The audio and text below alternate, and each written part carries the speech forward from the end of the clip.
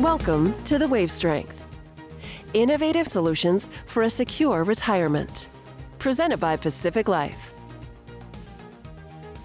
All right, everybody. Thanks for joining us on another episode of the Wave Strength podcast.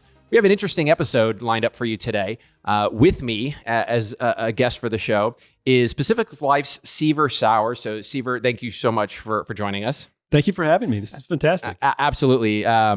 Now, you have a unique role with Pacific Life, and the subject for today's content is discussing the Secure Act 2.0. I think we're going to get into a little bit about the importance of emergency funds and other things like that. But first, I'd like to help our listeners understand your unique role with Pacific Life, which is Head of Government and Policy Affairs for Pacific Life. So, maybe first off, you can talk to our listeners a little bit about your background and then how that led up to this unique role with the company. Sure. No, happy to do that. Well, the title does speak a little bit for itself. Government Policy Affairs, we talk to the government. We talk to the state government. We talk to the federal government. In some cases, we talk to folks at the international level.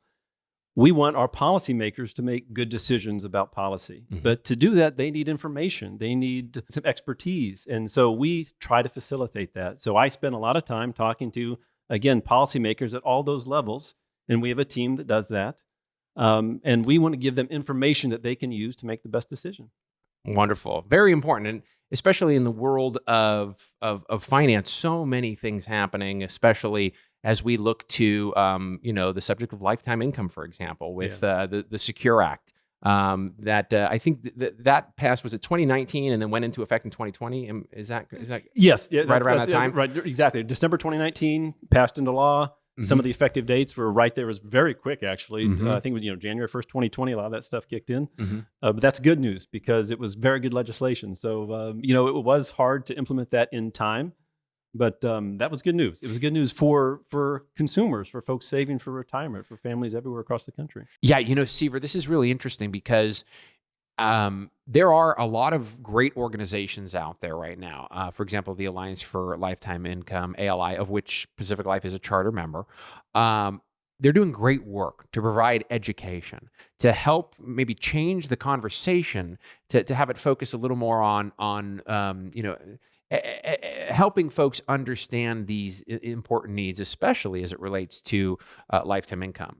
And frankly, even something like having an emergency fund, which we'll get to in a moment here. I think that's exactly right. It's changing the conversation. In some cases, it's starting the conversation. Folks need to get engaged on their own retirement. As you mentioned, the Alliance for Lifetime Income, they're doing that. There's other organizations out there, obviously Pacific Life. We talk a lot about retirement, but I think you're absolutely right.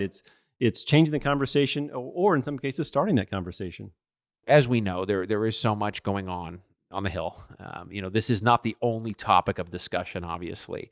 And so I can see how important it is to have somebody like you there to provide that education, that understanding, and be there almost as a resource.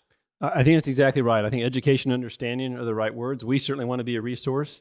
As you mentioned, Congress has a lot to do, a lot to think about. I mean, certainly there's a lot just in the retirement space, but there's, taxation and foreign affairs and healthcare. So yes, they have a lot to do. So certainly we want to be a resource. We want to work with other organizations. There's a lot of organizations out there that provide this type of information. There's trade associations, there's think tanks and different groups out there.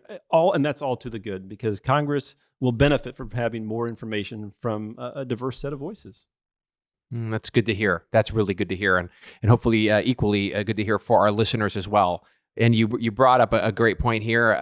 Let's start to dive into the Secure Act. So for those new to the show, I would encourage you to head over to Spotify, to YouTube. Shameless plug here, Seaver. But we have an excellent episode. It's actually our first inaugural episode with Ahmet Kamil, where we talk about the Secure Act. And this would have been, I think this show would have been 2019 or right in the beginning of 2020.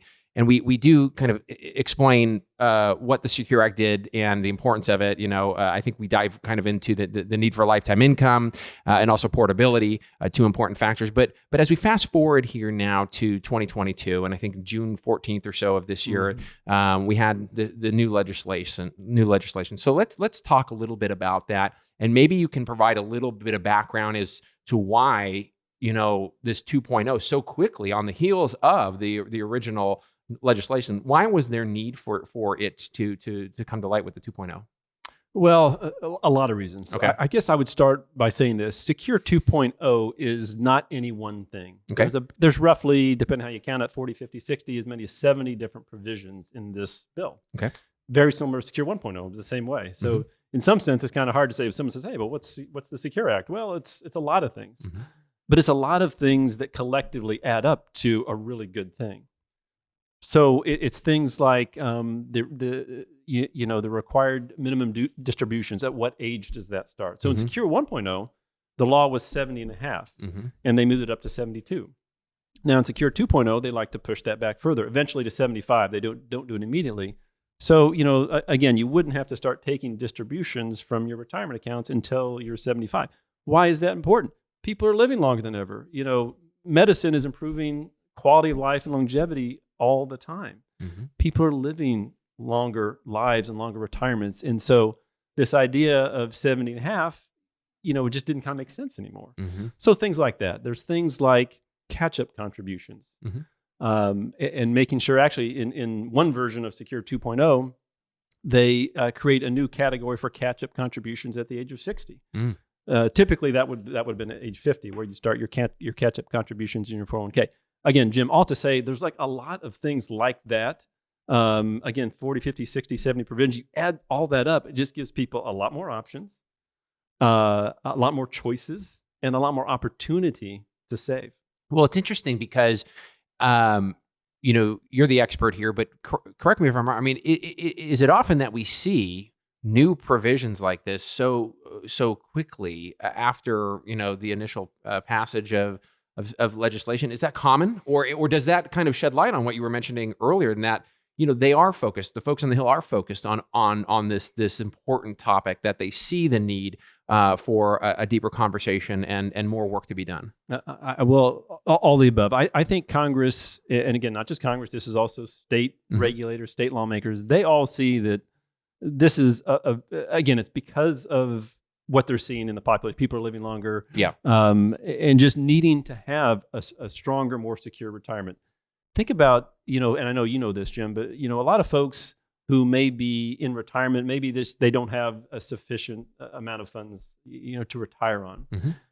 How does that problem show up, really? In some sense, I think that doesn't make national news.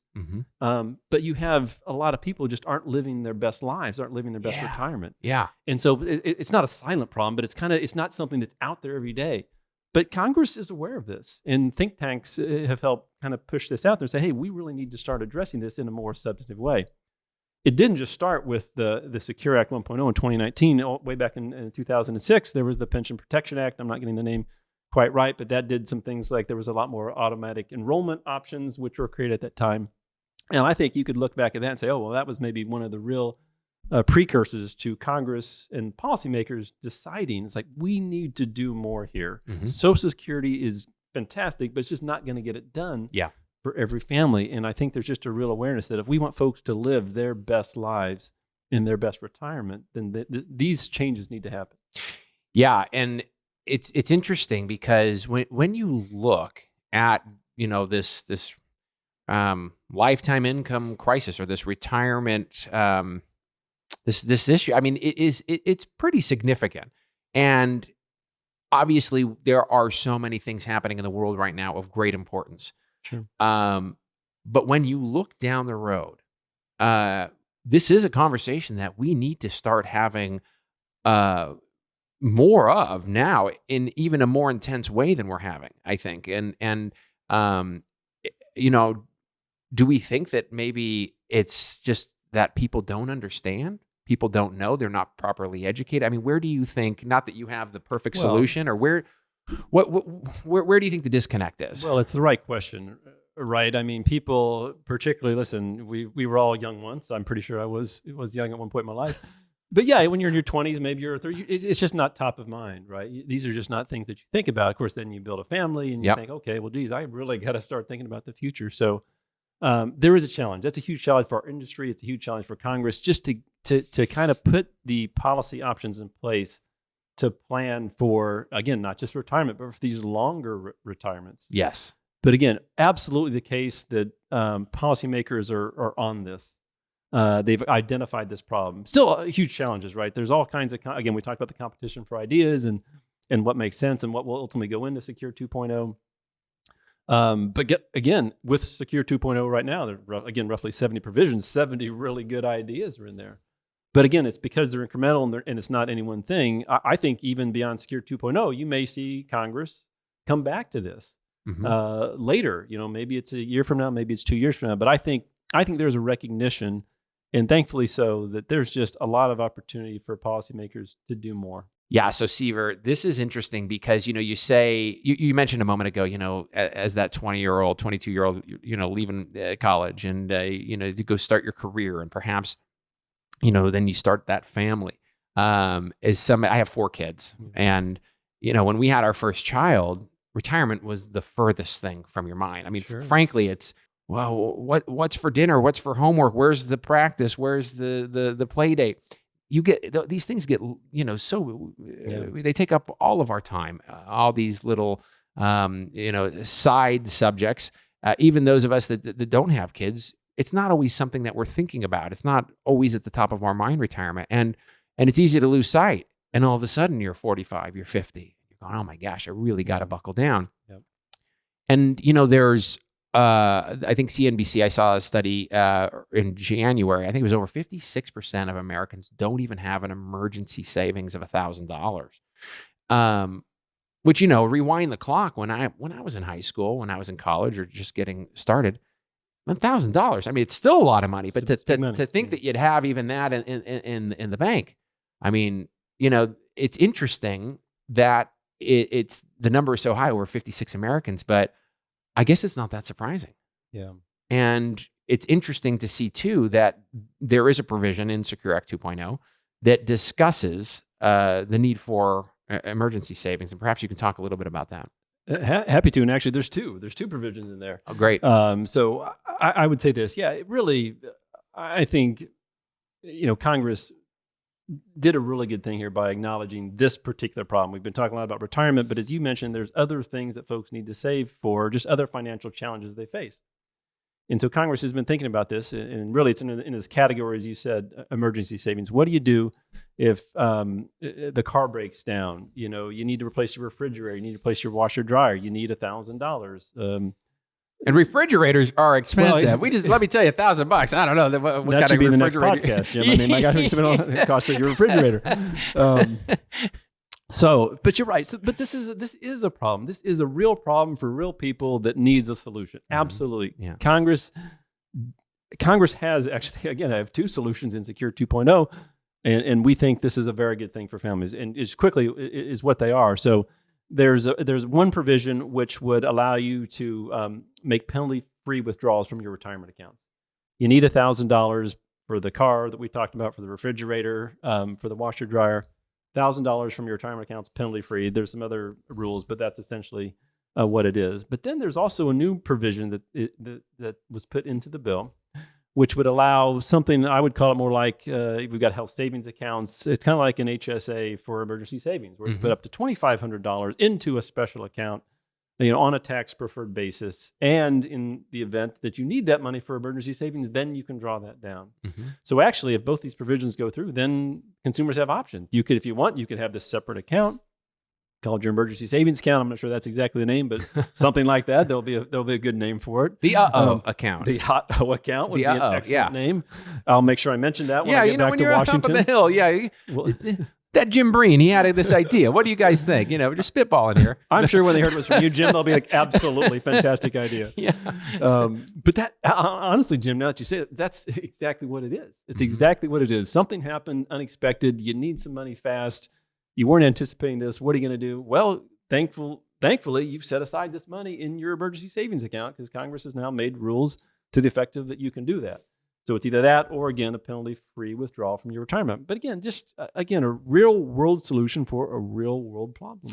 Will there be portability with that, do you think? Well, so I'm glad you brought up portability. There is a bunch of stuff about portability in the bill. Okay.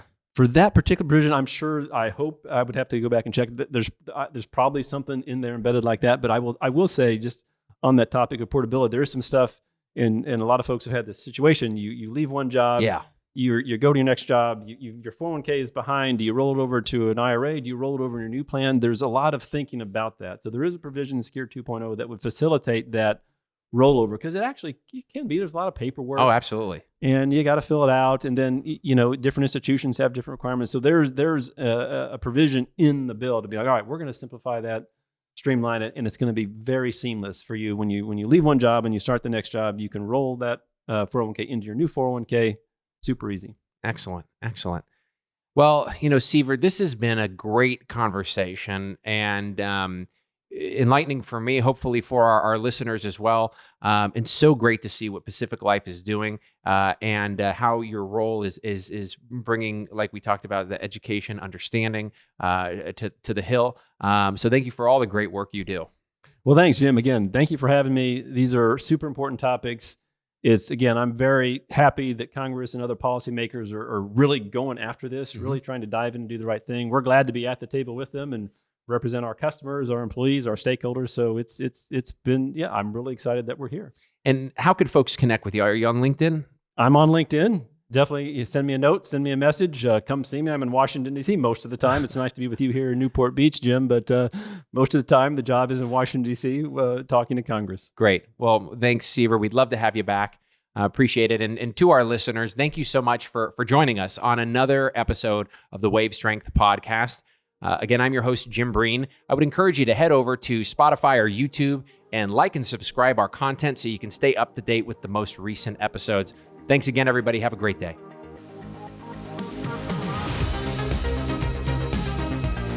This has been another episode of The Wave Strength, presented by Pacific Life. Don't forget to catch us on YouTube and make sure to subscribe.